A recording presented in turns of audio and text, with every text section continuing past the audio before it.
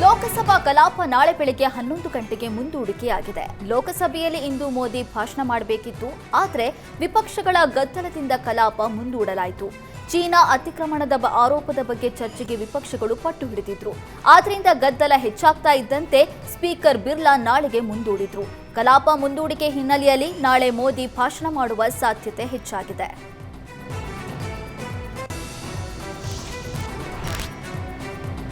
China ಅತಿಕ್ರಮಣದ ಬಗ್ಗೆ ಚರ್ಚೆಯಾಗಬೇಕೆಂದು ರಾಹುಲ್ ಗಾಂಧಿ ನೇತೃತ್ವದಲ್ಲಿ ಸದನದಲ್ಲಿ ಹೋರಾಟ ನಡೆಸಲಾಗಿದೆ. ಡೋಕ್ಲಾಂ ಬಿಕ್ಕಟ್ಟಿನ ವೇಳೆ ಚೀನಾದ ಟ್ಯಾಂಕರ್ಗಳು ಗಡಿ ಪ್ರವೇಶಿಸಿದ್ವು. ಈ ಬಗ್ಗೆ ನಿವೃತ್ತ ಭೂಸೇನಾ ಮುಖ್ಯಸ್ಥ ಎಂಎಂ ನರವಾಣೆ ಪುಸ್ತಕ ಉಲ್ಲೇಖಿಸಲಾಗಿದೆ. ಆದ್ರಿಂದ ಚರ್ಚೆಗೆ ಅವಕಾಶ ಕೊಡಬೇಕು ಅಂತ ವಿಪಕ್ಷಗಳು ಆರೋಪಿಸಿದ್ರು. ನಿವೃತ್ತ ಭೂಸೇನಾ ಮುಖ್ಯಸ್ಥ ಎಂಎಂ ನರವಾಣೆ ಪುಸ್ತಕ ಹಿಡಿದು ಪ್ರತಿಭಟನೆ ನಡೆಸಲಾಯಿತು.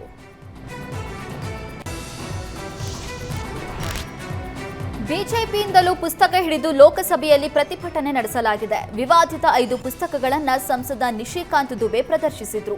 ಬೋಪೋಸ್ ಹಗರಣ, ಎಡ್ವಿನಾ ನೆಹರು ಬಗ್ಗೆ ಪುಸ್ತಕಗಳ ಪ್ರದರ್ಶಿಸಿದ್ರು. ಈ ವೇಳೆ ನಿಶಿಕಾಂತ್ ದುಬೆ ವಿವಾದಾತ್ಮಕ ಭಾಷಣಕ್ಕೆ ಕಾಂಗ್ರೆಸ್ ಸಂಸದರು ಸಿಡಿದೆದ್ದಿದ್ರು. ಪ್ರಕಟವಾಗದ ಕೆಲವು ಪುಸ್ತಕದಲ್ಲಿನ ಮಾಜಿ ಪ್ರಧಾನಿ ಜವಾಹರ್ಲಾಲ್ ನೆಹರು, ಇಂದಿರಾ ಗಾಂಧಿ ವಿರುದ್ಧ ಟೀಕೆ ಮಾಡಿದ್ದಕ್ಕೆ ಕಾಂಗ್ರೆಸ್ ಗದ್ದಲ ಎಬ್ಬಿಸಿದ್ರು. ಅಲ್ಲದೆ ದುಬೆ ವಿರುದ್ಧ ಸೂಕ್ತ ಕ್ರಮ ಕೈಗೊಳ್ಳುವುದಕ್ಕೆ ಸ್ಪೀಕರ್ ಓಂ ಬಿರ್ಲಾಗೆ ದೂರು ನೀಡಿದ್ರು.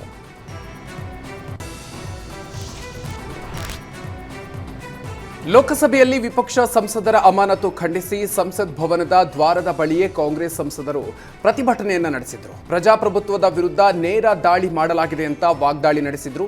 ಇದೇ ವೇಳೆ ಸಂಸತ್ತಿನ ಆವರಣದಲ್ಲಿ ಪ್ರತಿಪಕ್ಷ ನಾಯಕ ರಾಹುಲ್ ಗಾಂಧಿ ಮತ್ತು ಕೇಂದ್ರ ಸಚಿವ ರವನೀತ್ ಸಿಂಗ್ ನಡುವೆ ಮಾತಿನ ಚಕಮಕಿ ನಡೆದಿದೆ. ಕಲಾಪಕ್ಕೂ ಮುನ್ನ ನಡೆದ ಪ್ರತಿಭಟನೆಯ ವೇಳೆ ಮಾಜಿ ಕಾಂಗ್ರೆಸ್ ನಾಯಕರಾಗಿದ್ದ ಬಿಟ್ಟು ಅವರನ್ನು ವಿಶ್ವಾಸಘಾತಕ ಸ್ನೇಹಿತ ಅಂತ ಕರೆದಿದ್ದಾರೆ. ಇದಕ್ಕೆ ಪ್ರತಿಕ್ರಿಯಿಸಿರುವ ರವನೀತ್ ಬಿಟ್ಟು ರಾಹುಲ್ ಗಾಂಧಿಯನ್ನ ರಾಷ್ಟ್ರದ ಶತ್ರು ಅಂತ ಹೇಳಿದ್ದಾರೆ. 2024ರ ಲೋಕಸಭೆ ಚುನಾವಣೆಗೂ ಮುನ್ನ ಬಿಜೆಪಿ ಸೇರಿದ್ರು. ಪಾರ್ಲಿಮೆಂಟ್ನ ಪ್ರಮುಖ ದ್ವಾರದ ಬಳಿ ಕಾಂಗ್ರೆಸ್ ಸಂಸದರು ಪ್ರತಿಭಟನೆ ನಡೆಸ್ತಾ ಇದ್ದಾಗ ಈ ಮಾತಿನ ಚಕಮಕಿ ನಡೆದಿದೆ. ಭಾರತದ ಮೇಲೆ ಅಮೆರಿಕ ಹೆಚ್ಚುವರಿ ಸುಂಕ ಬರೆ ಎಳೆದ ಬೆನ್ನಲ್ಲೇ ಪ್ರಧಾನಿ ಮೋದಿ ಪರ್ಯಾಯ ಮಾರ್ಗ ಹಿಡಿದಿದ್ರು. ಇತರೆ ಮಿತ್ರ ರಾಷ್ಟ್ರಗಳ ಜೊತೆ ವ್ಯಾಪಾರ ವ್ಯವಹಾರ ಹೆಚ್ಚಿಸುವ ತಂತ್ರ ಅನುಸರಿಸಿದ್ರು. ಈ ಬೆಳವಣಿಗೆ ದೊಡ್ಡ ಆಘಾತ ನೀಡಿತ್ತು. ಅದರ ಬೆನ್ನಲ್ಲೇ ಟ್ರಂಪ್ ಭಾರತದ ಮೇಲಿನ 50% ತೆರಿಗೆಯನ್ನ 18%ಗೆ ಕಡಿತಗೊಳಿಸಿದ್ದಾರೆ. ಇಷ್ಟಾದರೂ ಭಾರತದ ಇತರೆ ದೇಶಗಳೊಂದಿಗಿನ ವ್ಯವಹಾರ ಮಾತುಕತೆ ನಿಲ್ಲಿಸಿಲ್ಲ. ಇದೀಗ ಪ್ರಧಾನಿ ಮೋದಿ 2 ದಿನಗಳ ಮಲೇಷ್ಯಾ ಪ್ರವಾಸ ನಿಗದಿಯಾಗಿದೆ. ಫೆಬ್ರವರಿ 7 ಮತ್ತು 8ರಂದು ಮಲೇಷ್ಯಾಕ್ಕೆ ಪ್ರಧಾನಿ ನರೇಂದ್ರ ಮೋದಿ ಭೇಟಿ ನೀಡಲಿದ್ದು, ಈ ವೇಳೆ ಉಭಯ ರಾಷ್ಟ್ರಗಳ ಮಧ್ಯೆ ಹಲವು ಒಪ್ಪಂದಗಳಾಗಲಿವೆ.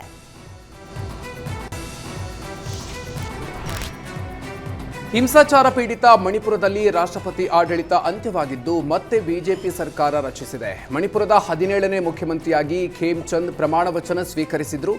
ಮಣಿಪುರದ ರಾಜಧಾನಿ ಇಂಫಾಲ್ನ ಲೋಕಭವನದಲ್ಲಿ ರಾಜ್ಯಪಾಲ ಅಜಯ್ ಕುಮಾರ್ ಭಲ್ಲಾ ಹೊಸ ಸಿಎಂಗೆ ಪ್ರಮಾಣ ವಚನ ಬೋಧಿಸಿದ್ರು. ಹೊಸ ಸರ್ಕಾರ ರಚನೆ ಬೆನ್ನಲ್ಲೇ ಸಿಎಂ ಯುಮ್ನುಮ್ ಖೇಮ್ಚಂದ್ ಸಿಂಗ್ಗೆ ಪ್ರಧಾನಿ ಮೋದಿ, ಅಮಿತ್ ಶಾ, ರಾಜನಾಥ್ ಸಿಂಗ್ ಸೇರಿದಂತೆ ಗಣ್ಯರು ಶುಭ ಕೋರಿದ್ರು.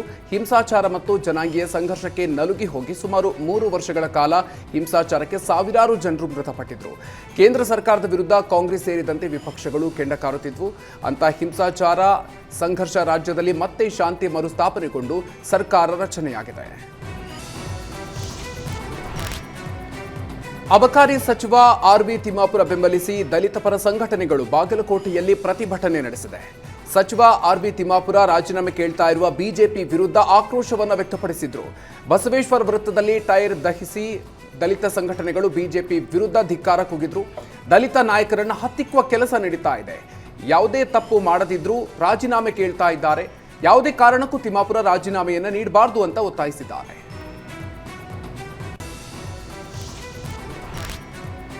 ಸಚಿವ ಆರ್.ಬಿ. ತಿಮ್ಮಾಪುರ ರಾಜೀನಾಮೆಗೆ ಬಿಜೆಪಿ ಮತ್ತು ಜೆಡಿಎಸ್ ಶಾಸಕರು ಆಗ್ರಹಿಸಿದ್ದಾರೆ. ಈತ ರಾಜೀನಾಮೆ ಕೊಡುವ ಪ್ರಶ್ನೆ ಇಲ್ಲ ಅಂತ ಸಚಿವ ಆರ್.ಬಿ. ತಿಮ್ಮಾಪುರ ಹೇಳಿದ್ದಾರೆ.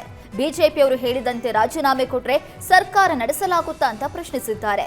ಬಿಜೆಪಿ ಬಳಿ ಏನ್ ಸಾಕ್ಷಿ ಇದೆ? ಇದೊಂದು ರಾಜಕೀಯ ಷಡ್ಯಂತ್ರ ಅಂತ ಹೇಳಿದ್ದಾರೆ. ಯಾವುದೋ ಅಧಿಕಾರಿ ಮಾತಾಡಿದ್ರೆ ಅದಕ್ಕೂ ನನಗೂ ಸಂಬಂಧವಿಲ್ಲ ಎಂದಿದ್ದಾರೆ. ಇನ್ನು ಲಂಚ ಕೇಳಿದ್ದ ಅಧಿಕಾರಿಯನ್ನ ಈಗಾಗಲೇ ಸಸ್ಪೆಂಡ್ ಮಾಡಿದ್ದೇವೆ ಅಂತ ತಿಮ್ಮಾಪುರ ತಿಳಿಸಿದ್ದಾರೆ.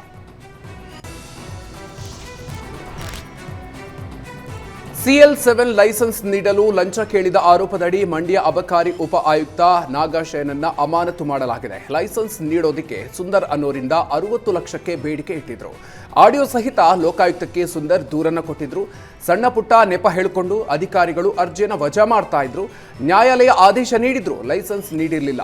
ಲೈಸೆನ್ಸ್ ನೀಡೋದಕ್ಕೆ 60 ಲಕ್ಷ ರೂಪಾಯಿ ಲಂಚಕ್ಕೆ ನಾಗಶಯನ ಬೇಡಿಕೆ ಇಟ್ಟಿದ್ರು. ಕಳೆದ 1 ವರ್ಷದಿಂದಲೂ ಸುಂದರ್ ಹೋರಾಟವನ್ನು ನಡೆಸ್ತಾ ಇದ್ರು.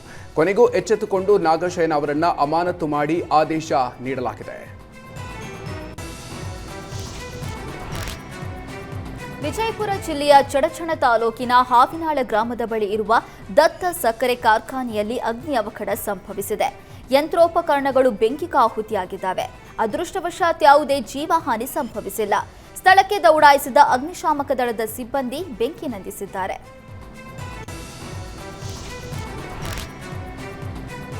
ಕಲಬುರಗಿ ಜೈಲಿನಲ್ಲಿ ಪೊಲೀಸರ ತಪಾಸಣೆಯ ವೇಳೆ ಶೌಚಾಲಯದಲ್ಲಿ ಮೊಬೈಲ್ ಇಯರ್ಬಡ್ಸ್ ಪತ್ತೆಯಾಗಿದೆ. ಈ ಕುರಿತು ಫರ್ಹತಾಬಾದ್ ಪೊಲೀಸ್ ಠಾಣೆಯಲ್ಲಿ ಪ್ರಕರಣ ದಾಖಲಾಗಿದೆ. ಇನ್ನು ಜೈಲಿನ ವಿಚಾರಣಾಧೀನ ಕೈದಿಗಳಾದ ಗಣೇಶ, ಪ್ರದೀಪ್, ದಿನೇಶ್ ಅನ್ನೋರ ಬಳಿ ನಿಷೇಧಿತ ವಸ್ತುಗಳು ಪತ್ತೆಯಾಗಿದೆ.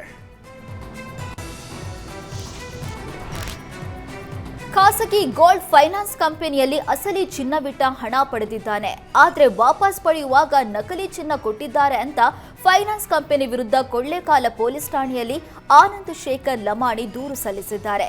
2023ರಲ್ಲಿ 13,000 ರೂಪಾಯಿಗೆ ಆನಂದ್ ಶೇಖರ್ ಲಮಾಣಿ ಉಂಗುರವನ್ನ ಗಿರವಿ ಇಟ್ಟಿದ್ರು. ಇದೀಗ ಬಡ್ಡಿ ಸೇರಿಸಿ 30,000 ರೂಪಾಯಿ ಪಾವತಿಸಿದ್ದಾನೆ.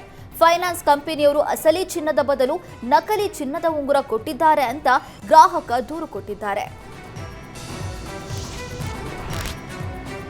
ಕೋಲಾರದಲ್ಲಿ ಉಚಿತ ಹೆಲ್ಮೆಟ್ ಪಡೆಯೋದಕ್ಕೆ ನೂಕುನುಗ್ಗಲು ನಡೆದಿದೆ. ನಾ ಮುಂದು ತಾ ಮುಂದು ಅಂತ ಜನ ಮುಗಿಬಿದ್ದಿದ್ದಾರೆ. ಕೋಲಾರ ಎಸ್ಪಿ ಹೆಲ್ಮೆಟ್ ಕಡ್ಡಾಯಗೊಳಿಸಿ ಆದೇಶಿಸಿದ್ದಾರೆ.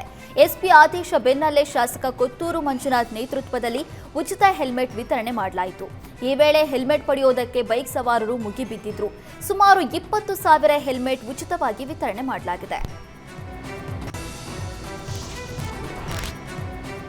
ಬಾಗಲಕೋಟೆಯ ನವನಗರದಲ್ಲಿ ಬೇಕಾಬಿಟ್ಟಿ ಮಸೀದಿಗಳ ನಿರ್ಮಾಣ ಮಾಡಲಾಗಿದೆ ಅಂತ ಆರೋಪಿಸಿ ಬಾಗಲಕೋಟೆ ಪಟ್ಟಣ ಅಭಿವೃದ್ಧಿ ಪ್ರಾಧಿಕಾರಕ್ಕೆ ಹಿಂದೂ ಪರ ಸಂಘಟನೆಗಳು ಮುತ್ತಿಗೆ ಹಾಕಿವೆ. ಬಿಟಿಡಿಎ ಮುಖ್ಯ ಕಚೇರಿಗೆ ಗೇಟ್ ಹಾಕಿ ಧಿಕ್ಕಾರ ಕೂಗಿ ಆಕ್ರೋಶ ವ್ಯಕ್ತಪಡಿಸಲಾಗಿದೆ. ಅನಧಿಕೃತ ಮಸೀದಿಗಳನ್ನು ತೆರವುಗೊಳಿಸುವಂತೆ ಒತ್ತಾಯಿಸಲಾಗಿದೆ.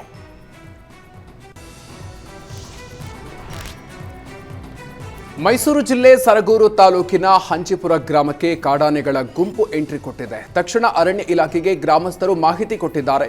ಗ್ರಾಮಸ್ಥರ ಸಹಕಾರದೊಂದಿಗೆ ಕಾಡಿನತ್ತ ಆನೆಗಳನ್ನು ಅರಣ್ಯ ಸಿಬ್ಬಂದಿ ಓಡಿಸುವಲ್ಲಿ ಯಶಸ್ವಿಯಾಗಿದ್ದಾರೆ. ಇನ್ನು ಗ್ರಾಮದ ಸುತ್ತಮುತ್ತ ಆಗಾಗ ಕಾಡು ಪ್ರಾಣಿಗಳು ಕಾಣಿಸಿಕೊಳ್ತವೆ. ಆದ್ದರಿಂದ ಕಾಡು ಪ್ರಾಣಿಗಳು ಕಾಡಿನಿಂದ ಬಾರದಂತೆ ತಡಿಬೇಕು ಅಂತ ಗ್ರಾಮಸ್ಥರು ಆಗ್ರಹಿಸಿದ್ದಾರೆ. ಚಿಕ್ಕಮಗಳೂರಿನಲ್ಲಿ ದತ್ತಪೀಠ ವಿವಾದ ಮತ್ತೆ ಮುನ್ನೆಲೆಗೆ ಬಂದಿದೆ. ಜನವರಿ 23ರಂದು ಗುಹೆಯೊಳಗೆ ಹೊಸದಾಗಿ ಕುಲುಮೆ ಆಚರಣೆ ಮಾಡಿದ್ದಾರೆ. ದತ್ತಪೀಠದ ಗುಹೆಯೊಳಗೆ ಸುಪ್ರೀಂ ಕೋರ್ಟ್ ಆದೇಶ ಮೀರಿ ಹೊಸ ಆಚರಣೆ ಮಾಡಿದ್ದಕ್ಕೆ ವಿಎಚ್ಪಿ ಬಜರಂಗದಳ ಮುಖಂಡರು ಆಕ್ರೋಶ ಹೊರಹಾಕಿದ್ದಾರೆ. ನಮಗೆ ಗುಹೆ ಮುಂಭಾಗ ಹೋಮ ಮಾಡೋದಕ್ಕೆ ಜಿಲ್ಲಾಡಳಿತ ಅವಕಾಶ ನೀಡಿಲ್ಲ. ನಾವು ಪಕ್ಕದ ಶೆಡ್ನಲ್ಲಿ ಹೋಮ ಮಾಡಿದ್ದೇವೆ. ಈಗ ಗುಹೆ ಒಳಭಾಗದಲ್ಲಿ ಕಲುಮೆ ತಯ್ಯಾಬ ಮಾಡೋದಕ್ಕೆ ಹೇಗೆ ಅವಕಾಶ ಕೊಟ್ಟರು ಅಂತ ಹಿಂದೂ ಸಂಘಟನೆಗಳು ಪ್ರಶ್ನಿಸಿದ್ದಾರೆ.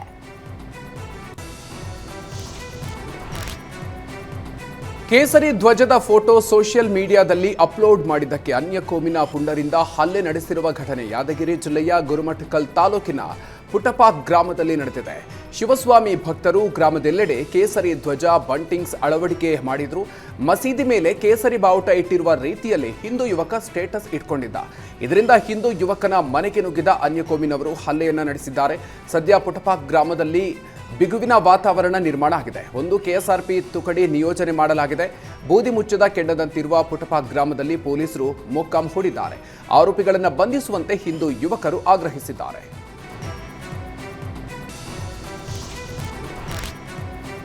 ರಾಜೀವ್ ಗಾಂಧಿ ವಸತಿ ನಿಗಮ ಮತ್ತೆ ವಿವಾದದ ಕೇಂದ್ರ ಬಿಂದುವಾಗಿದೆ. ಒಂದೆಡೆ ಫ್ಲಾಟ್ಗಳ ಪೂರ್ತಿ ಹಣ ಕೊಡಲಾಗಿದೆ, ಮತ್ತೊಂದೆಡೆ ಆರಂಭಿಕ ಠೇವಣಿ ಹಣ ಕೊಟ್ಟವರಿಗೂ ಕೂಡ ಮನೆ ಹಸ್ತಾಂತರ ಮಾಡಲಾಗಿದೆ. ಕೆಲವೆಡೆ ಫ್ಲಾಟ್ ಕೊಡದೆ ವಸತಿ ನಿಗಮ ಚೆಲ್ಲಾಟವಾಡ್ತಿದೆ. ಬಡವರು, ನಿರಾಶ್ರಿತರು ಅಂತ ಮನೆ ಪಡೆದ ಕೆಲವರು ಮನೆಗಳನ್ನು ಬಾಡಿಗೆಗೆ ಬಿಟ್ಟಿದ್ದಾರೆ. ಅಪಾರ್ಟ್ಮೆಂಟ್ನಲ್ಲಿನ 128 ಫ್ಲಾಟ್ಗಳ ಪೈಕಿ 53 ಫ್ಲಾಟ್ಗಳಲ್ಲಿ ಅನಧಿಕೃತ ವಾಸವಾಗಿದ್ದಾರೆ. ಸದ್ಯ ಅನಧಿಕೃತ ವಾಸ ಮಾಡ್ತಾ ಇರುವವರಿಗೆ ತೆರವು ಮಾಡುವಂತೆ ನೋಟಿಸ್ ಕೊಡಲಾಗಿದೆ. ಸಾತೇನಹಳ್ಳಿಗೆ ರಾಜೀವ್ ಗಾಂಧಿ ವಸತಿ ನಿಗಮದ ಎಇಇ ಭೇಟಿ ಕೊಟ್ಟಿದ್ರು.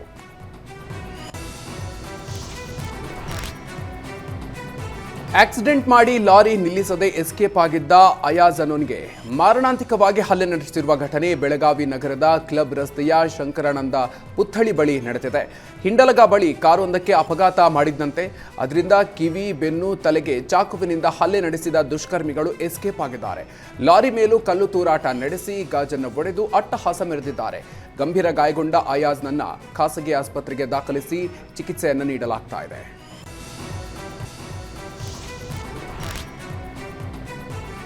ರಾಯಚೂರಿನಲ್ಲಿ ಸರ್ಕಾರದ ನಿಯಮಗಳನ್ನು ಗಾಳಿಗೆ ತೂರಿ ಮರಳುಗಾರಿಕೆ ನಡೆಸಲಾಗ್ತಾ ಇದೆ. ಹಳ್ಳದ ಬಳಿಯ ಪಟ್ಟ ಜಮೀನಿನಲ್ಲಿ ಮರಳುಗಾರಿಕೆ ಮುಂದುವರೆದರೆ ಸುಮಾರು 3,000 ಎಕರೆ ಜಮೀನಿಗೆ ನೀರಿನ ಸಮಸ್ಯೆ ಉಂಟಾಗಲಿದೆ.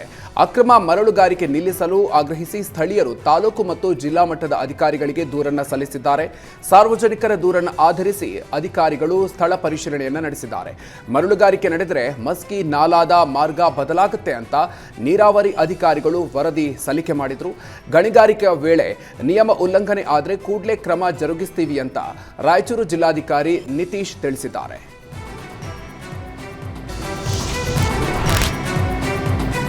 ಮಹಿಳಾ ಸಿಪಿಐ ಮತ್ತು ಕಾನ್ಸ್ಟೇಬಲ್ಗಳ ಮೇಲೆ ಕಾಂಗ್ರೆಸ್ ನಾಯಕನ ಪುತ್ರ ಹಲ್ಲೆಗೆ ಬಿಜೆಪಿ ಆಕ್ರೋಶ ವ್ಯಕ್ತಪಡಿಸಿದೆ. ದಾವಣಗೆರೆ ಕೈಪೋಷಿತ ಗೂಂಡಾಗಳು ಘೋಷವಾಕ್ಯದಡಿ ಬಿಜೆಪಿ ಪೋಸ್ಟ್ ಮಾಡಿದೆ. ಮಧ್ಯ ಕರ್ನಾಟಕ ಈಗ ರಿಪಬ್ಲಿಕ್ ದಾವಣಗೆರೆಯಾಗಿದೆ. ಕಾನೂನು ಮತ್ತು ಸುವ್ಯವಸ್ಥೆ ಸಂಪೂರ್ಣ ಹದಗೆಟ್ಟಿದೆ. ಖಾಕಿ ಪಡೆಗೆ ರಕ್ಷಣೆ ಇಲ್ಲದ ಮೇಲೆ ಜನಸಾಮಾನ್ಯರ ಪಾಡೇನು ಅಂತ ಬಿಜೆಪಿ ಪ್ರಶ್ನಿಸಿದೆ. ಸಿಎಂ ಸಿದ್ದರಾಮಯ್ಯ, ಗೃಹ ಸಚಿವ ಡಾಕ್ಟರ್ ಜಿ ಪರಮೇಶ್ವರ್ ಅವರೇ ಈ ಗೂಂಡಾ ಸಂಸ್ಕೃತಿಗೆ ಕಡಿವಾಣ ಯಾವಾಗ ಅಂತ ಬಿಜೆಪಿ ಪೋಸ್ಟ್ ಮಾಡಿದೆ. ಕೊಬ್ಬರಿ ಮಾರಿ ಲಾಭದ ಕನಸು ಕಾಣ್ತಾ ಇದ್ದ ರೈತರ ಆಸೆಗೆ ರೋಗ ಬಾಧೆ ತಣ್ಣೀರೆರಚಿದೆ. ತುಮಕೂರು ಜಿಲ್ಲೆಯ 70% ತೆಂಗು ಬೆಳೆಗೆ ರೋಗ ತಗುಲಿದೆ. 1,76,000 ಹೆಕ್ಟೇರ್ ಪೈಕಿ 70% ತೆಂಗು ಬೆಳೆಗೆ ರೋಗ ಬಂದಿದೆ. ರೋಗದಿಂದ ತೆಂಗಿನ ಬೆಳೆ ಇಳುವರಿ ಇಳಿಕೆಯಾಗಲಿದೆ. ಚಿಕ್ಕಮಗಳೂರು, ಹಾಸನ, ತುಮಕೂರು, ಚಿಕ್ಕಬಳ್ಳಾಪುರ, ರಾಮನಗರ, ಮಂಡ್ಯ, ಮೈಸೂರು ಸೇರಿದಂತೆ ಹಲವು ಜಿಲ್ಲೆಗಳಲ್ಲಿ ಈ ರೋಗ ಹರಡಿದೆ. ಇಳುವರಿ ಕುಸಿತದಿಂದ ಕೊಬ್ಬರಿ ಬೆಲೆ ಗಗನಕ್ಕೇರಿದೆ. ಇನ್ನು ಈ ಪರಿಸ್ಥಿತಿಯ ಲಾಭ ಪಡೆಯೋದಕ್ಕೆ ಕೇರಳ, ತಮಿಳುನಾಡಿನಲ್ಲಿ ರೈತರು ತುದಿಗಾಲಲ್ಲಿ ನಿಂತಿದ್ದಾರೆ. ರಾಜ್ಯ ತೆಂಗು ಬೆಳೆಗಾರರ ಸಂಕಷ್ಟದ ಪರಿಸ್ಥಿತಿ ತಮಿಳುನಾಡು, ಕೇರಳ ರಾಜ್ಯಗಳಿಗೆ ಲಾಭ ಹೆಚ್ಚಾಗಿದೆ. ಕ್ವಿಂಟಾಲ್ ಕೊಬ್ಬರಿಗೆ 30,000 ತಲುಪಿದೆ.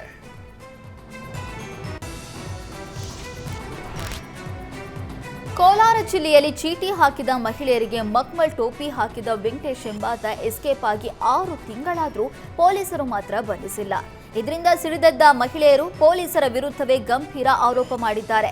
ಹಣ ಪಡೆದು ವೆಂಕಟೇಶ್ ಪರವಾಗಿ ಪೊಲೀಸರು ಶಾಮೀಲಾಗಿದ್ದಾರೆ ಅಂತ ಮಹಿಳೆಯರು ಆರೋಪಿಸುತ್ತಿದ್ದಾರೆ. 400ಕ್ಕೂ ಹೆಚ್ಚು ಮಹಿಳೆಯರಿಂದ ಹಣ ಪಡೆದಿದ್ದ ವೆಂಕಟೇಶ್ 95 ಲಕ್ಷ ವಂಚಿಸಿದ್ದಾನೆ. ಇದೀಗ ಮಧ್ಯಸ್ಥಿಕೆ ವಹಿಸಿದ್ದ ಮಹಿಳೆಯರಿಗೆ ಟಾರ್ಚರ್ ಶುರುವಾಗಿದೆ. ನಮ್ಮ ಹಣ ವಾಪಸ್ ಕೊಡಿ ಅಂತ ಚೀಟಿ ಹಾಕಿದ ಮಹಿಳೆಯರು ಟಾರ್ಚರ್ ಅನ್ನ ಮಾಡಲಾಗ್ತಾ ಇದೆ. ಸದ್ಯ ಹಣ ಕಳೆದುಕೊಂಡ ಮಹಿಳೆಯರು ನ್ಯಾಯಕ್ಕಾಗಿ ಪೊಲೀಸ್ ಠಾಣೆ ಮೆಟ್ಟಿಲೇರಿದ್ದಾರೆ. ಸೆಪ್ಟೆಂಬರ್ ತಿಂಗಳಿನಿಂದ ಅವನನ್ನ ಬಂಧಿಸದೆ ಪೊಲೀಸರು ನಿರ್ಲಕ್ಷ್ಯ ವಹಿಸಿದ್ದಾರೆ ಅಂತ ಮಹಿಳೆಯರು ಕಣ್ಣೀರು ಹಾಕ್ತಿದ್ದಾರೆ. ಬೀದರ್ ಜಿಲ್ಲೆಯ ಹುಲಸೂರು ತಾಲೂಕಿನ ಬೇಲೂರು ಸರ್ಕಾರಿ ಶಾಲಾ ಮಕ್ಕಳಿಗೆ ಸರಿಯಾಗಿ ಪಾಠ ಮಾಡದ ಶಿಕ್ಷಕಿ ವಿರುದ್ಧ ವಿದ್ಯಾರ್ಥಿಗಳೇ ಪ್ರತಿಭಟನೆ ನಡೆಸಿದ್ದಾರೆ. ಗೂಗಲ್, ಯೂಟ್ಯೂಬ್ ಸರ್ಚ್ ಮಾಡಿ ಪಾಠ ಓದ್ಕೊಳ್ಳಿ ಅಂತ ಶಿಕ್ಷಕಿ ಸಂಗೀತ ಉಡಾಫೆಯ ಮಾತುಗಳನ್ನಾಡ್ತಿದ್ರು. ಆದ್ರಿಂದ ಉಡಾಫೆ ಶಿಕ್ಷಕಿ ಸಂಗೀತ ವರ್ಗಾವಣೆಗೆ ವಿದ್ಯಾರ್ಥಿಗಳು ಆಗ್ರಹಿಸಿದ್ದಾರೆ. ಶಿಕ್ಷಕಿಯನ್ನ ವರ್ಗಾವಣೆ ಮಾಡದಿದ್ರೆ ಶಾಲೆಗೆ ಬರೋದಿಲ್ಲ ಅಂತ ವಿದ್ಯಾರ್ಥಿಗಳು ಪಟ್ಟು ಹಿಡಿದಿದ್ರು. ಈ ಬಗ್ಗೆ ಈಗಾಗಲೇ ಹೆಡ್ ಮಾಸ್ಟರ್ ಹಾಗೂ ಬಿಇಒಗೆ ಸಾಕಷ್ಟು ಬಾರಿ ಹೇಳಿದ್ರೂ ಕ್ರಮ ಕೈಗೊಳ್ತಾ ಇಲ್ಲ. ಇದರಿಂದಾಗಿ ವಿದ್ಯಾರ್ಥಿಗಳು ಪ್ರತಿಭಟನೆಯನ್ನ ನಡೆಸಿದ್ದಾರೆ. ಮೇಲಾಧಿಕಾರಿಗಳ ಗಮನಕ್ಕೆ ತಂದರೂ ಕ್ರಮ ಆಗ್ತಾ ಇಲ್ಲ. ಶಾಲೆಗೆ ಒಳ್ಳೆಯ ಶಿಕ್ಷಕರನ್ನ ನೇಮಿಸಿ ಅಂತ ಗ್ರಾಮಸ್ಥರು ಒತ್ತಾಯಿಸುತ್ತಿದ್ದಾರೆ. ಕೂಡಲೇ ವಿಜ್ಞಾನ ಶಿಕ್ಷಕಿ ಸಂಗೀತ ಅವರನ್ನ ವರ್ಗಾವಣೆ ಮಾಡಿ, ಇಲ್ಲದಿದ್ರೆ ಉಗ್ರ ಹೋರಾಟ ಮಾಡ್ತೀವಿ ಅಂತ ಪೋಷಕರು ಎಚ್ಚರಿಕೆ ಕೊಟ್ಟಿದ್ದಾರೆ.